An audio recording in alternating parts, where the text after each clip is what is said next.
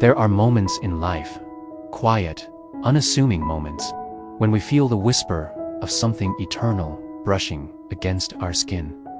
A breeze that carries more than air, a glance from a stranger that penetrates deeper than mere curiosity, a silence in the night that is not empty but full. These are the places where the soul begins to stir, where the veil between the world we see and the world that calls us to attention.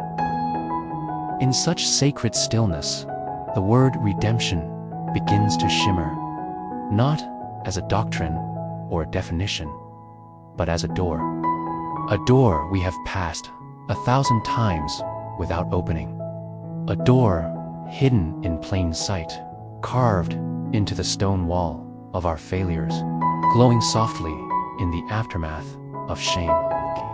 We speak often of forgiveness, but rarely do we behold its cost, its mystery, or its transformative power. What does it mean, truly, to be redeemed? Not just excused or pardoned, but restored, lifted from the ashes of guilt and clothed again in the radiance of belonging. Redemption is not a transaction. It is not a spiritual receipt of canceled debt. It is a divine romance, a thunderous reclamation of the soul's forgotten worth. It is not something we achieve, but something we receive. And yet, to receive it, we must lay bare the heart's deepest resistance, the fear that we unworthy, the doubt that love could reach even us. Imagine a garden overgrown and long abandoned. Vines creep over shattered walls. Dust chokes the roots. The once blooming branches hang low in surrender. And then, one day, a gardener appears, not with judgment, but with tenderness. He kneels in the dust, places his hand on the broken earth, and says, "I know what this garden once was, and I know what it can be again." Redemption is that moment, the moment when what was ruined is not only seen, but desired, reclaimed, and made new. This is not just theology. It is the deepest of human longings, to be seen in our most broken form and not turned away, to be known fully and yet loved more deeply because of it. In every heart, beneath layers of self-sufficiency and weariness, the question pulses: can I truly be forgiven? Not politely dismissed, not tolerated, but received back into the arms of the one who remembers who we were before the fall. As we embark on this exploration of the true meaning of redemption, let us not come as scholars dissecting ideas, but as children returning home, dusty, ashamed, trembling, and desperate to hear the Father's voice, not as a whisper, saying, "Welcome back. You are still mine." This is not just a message. It is an awakening, the beginning of the return. To truly grasp redemption, we must first unlearn the world's arithmetic. In the realm of human justice, balance is sacred. Eye for eye, debt for payment, mistake for consequence. But in the kingdom of heaven, there is a different gravity, a divine absurdity that turns retribution into restoration and shame into song. Here, the scales are not balanced, they are shattered by mercy. Redemption begins not with our goodness, but with our brokenness. It is not a reward for moral effort, but a response to our surrender. When we speak of forgiveness in the divine sense, we are not describing a simple pardon. We are speaking of a profound mystery, that the eternal, perfect one looks upon the shattered soul and does not recoil. Instead, he leans in. He takes upon himself the burden we could never lift. he becomes the debt and then dissolves it by love. There is a great lie embedded deep within the human heart, that we must become worthy before we can be embraced. This lie builds temples of performance and altars of shame. It convinces us to hide our wounds and to earn what has already been given. But the truth, the radiant, liberating truth, is that redemption comes while we are still in exile. While the prodigal son is still covered in pig's filth, the father runs. Theologically, we might call this grace. But grace is more than doctrine. It is a hurricane of light in a valley of despair.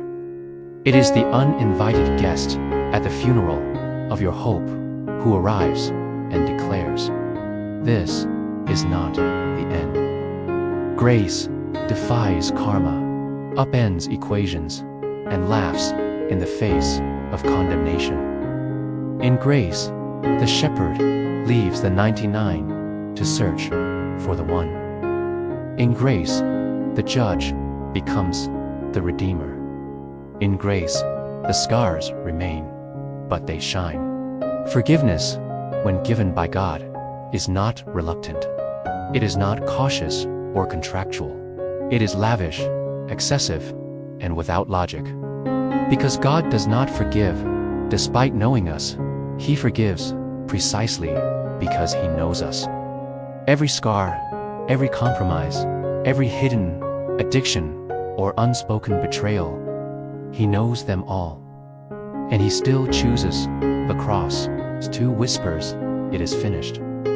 This is the foundation of redemption, the great reversal, that the place of greatest sin can become the altar of greatest worship, that your most painful memory can become the womb of new life, that the chains you forged in secret are the very chains He breaks in glory. Redemption does not erase your story. It reclaims it. It shines light into the cavern and says, "Even this will become beautiful." To embrace His forgiveness is not to minimize sin, but to magnify grace. Not to deny the wound, but to place it in the hands of the great healer who turns every wound into witness. There is no darkness He will not enter, no heart He will not pursue, no grave He will not weep beside before calling you forth. And so, the true meaning of redemption is this: you are not beyond restoration. You never were. In the dry heat of the desert, beneath a sun that does not pity, a woman came to draw water at a well, not in the morning with the others, but at noon, when shame would find fewer witnesses. Her steps were careful, her eyes averted. She had loved too much and been loved too little. Her name was known only to those who whispered it with contempt.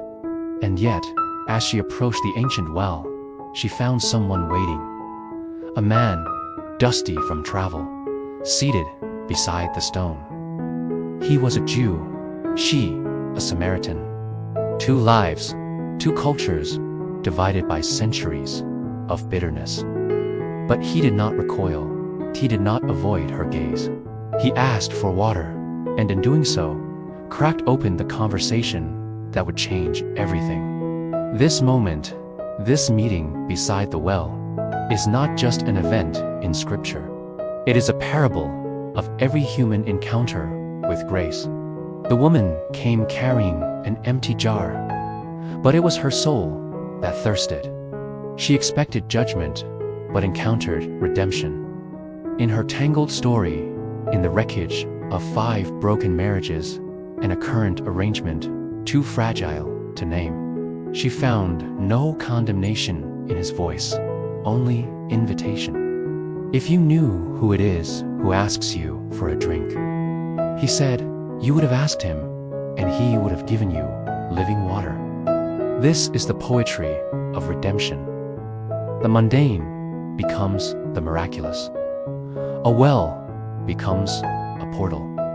A stranger becomes a savior. And a life defined by shame becomes the first to proclaim the Messiah. To her village, her story is our story. We carry empty jars. We hide in the heat of our own regrets. But redemption waits beside our wells, unmoved by our sin, unmoved by the opinions of others. He knows the full chronicle of our failures and still offers us living water. Not water that merely refreshes, but water that transforms, that flows from within and remakes us from the inside out. The woman left her jar behind. Did you notice that detail? In the joy of new life, she abandoned the old symbol of her striving. She ran back to the very people she had been avoiding and shouted, "Come, see a man who told me everything I ever did. Could this be the Christ?" Redemption does not only heal, it sends. It gives the formerly shamed a voice and the once rejected a message. This story reveals the heartbeat of divine forgiveness. It is not cold or calculated. It seeks us out. It meets us where we've hidden ourselves. It speaks the truth about our past and then redefines our future. We are not disqualified by our history. We are anointed by the very grace that entered into it. In the woman at the well, we see the blueprint of all redeemed lives: encounter, honesty, transformation, mission. This is not myth. It is the invisible thread woven through countless testimonies across the centuries. The adulteress saved from stoning. The tax collector who climbed a tree. The thief on the cross who, in his final breath, was told he would see paradise. Redemption speaks in these stories. It does not need perfection. It asks only for openness. It does not erase the past, but resurrects it. Redemption is not merely a heavenly transaction written in the archives of eternity. It is a fire that touches the bones, a transformation that bleeds into the ordinary hours of every day. It changes how we walk, how we speak, how we see ourselves and others. Once embraced, His forgiveness becomes more than a private relief. It becomes a lens, a rhythm, a new compass guiding our every step. A redeemed life begins with a shift in posture. No longer do we approach God with our heads bowed in shame, trying to negotiate our value through moral achievement. We stand not in pride, but in restored dignity. Like the prodigal son, whose feet were still covered in the mud of distant lands, yet whose fingers bore a ring and whose shoulders carried a robe of inheritance. To be redeemed is to accept the impossible truth that you are not merely tolerated, but delighted in. This sacred identity, once received, begins to work its way into the crevices of our relationships. We no longer love others as transactions, measuring their worth by what they give or how they perform. Instead, we love from overflow. Forgiveness, when truly received, births forgiveness in us. We stop holding people hostage to their worst moments because we know how much we ourselves have been released. In daily life, this means interrupting the endless script of self-condemnation. That quiet voice that says, "You're still not enough," must be silenced by the louder truth. You are forgiven. You are chosen. You are mine. Redemption doesn't erase our history, but it redeems it.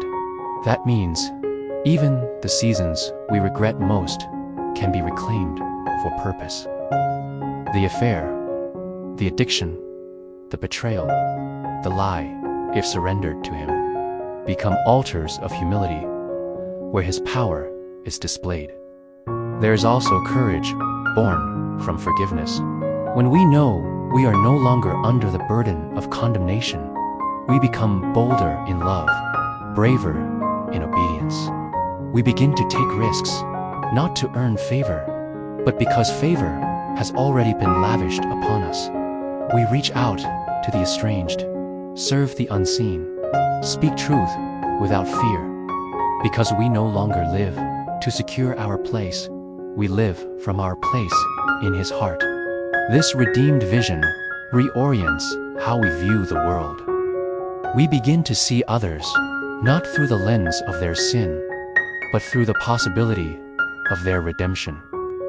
We recognize the woman at the well in our coworker, the thief on the cross in the addict, the prodigal son in the angry teenager. And in doing so, we carry the fragrance of Christ into the alleys, boardrooms, bedrooms, and bus stops of this world. Most astonishingly, we begin to forgive ourselves, not by pretending our failures didn't matter, but by acknowledging that they mattered enough for the Son of God to bear them. Self-forgiveness, when rooted in divine grace, is not indulgence. It is agreement with God. It is saying yes to His verdict over ours, and that yes sets us free. Redemption, then, is not an abstract concept for the soul alone. It is a way of being. A redeemed person walks differently, prays differently, dreams differently. They are no longer chasing identity, they are carrying it. So now, here we are, standing at the threshold of the mystery. We have wandered through the desert of guilt and glimpsed the oasis of grace. We have walked with the Samaritan woman, tasted the living water, and watched shame dissolve in the sunlight of His gaze. We have seen how forgiveness is not a concept, but a person, not a contract, but a covenant sealed with blood. And we have heard the whisper behind the veil, "You are not too far gone. I have called you by name. You are mine." Redemption is not a single act. It is an awakening. It is the moment when the stone of the heart begins to roll away, and we hear a voice call into our tomb, "Come forth." Not because we earned resurrection, but because resurrection Himself has come to dwell with us. It is here, in the dust, in the doubt, in the very place we thought disqualified us, that grace comes running, not walking, running. This is the divine reversal, that God did not wait for us to climb our way back to Him, but descended into our pit. He took our shame, our violence, our rejection of Him, and made of it a cross. And that cross, that brutal symbol of death, became the door through which all who are weary, guilty, unworthy, and broken might pass into life. Not someday, not after enough penance. Now, but now comes your part. Not to strive, not to perform, but to open, to receive, to say yes to a forgiveness that has already been spoken over you, to allow yourself to be loved with a love that shatters logic. There is no chain so strong, no regret so deep, that the grace of God cannot make it holy. But grace is only a song until you begin to sing it. It is only water until you drink. This is your invitation, not from a preacher, not from a book, but from the one who knit your soul and weeps when it forgets its worth. Redemption is not only the cancellation of sin, it is the restoration of your name. It is the return of your breath, your purpose, your belovedness. You do not need to hide anymore. The light that exposes is the same light that heals. You are known. You are not alone. And so, I leave you with this. Step forward, out of the shadows, out of the grave of shame, into the arms of the one who never stopped watching the road for your return. There is a robe waiting, a ring, a feast, a father who still runs. This is redemption. This is forgiveness. This is the truth that breaks the world open and writes a new name across your heart. You are redeemed. Now live like it.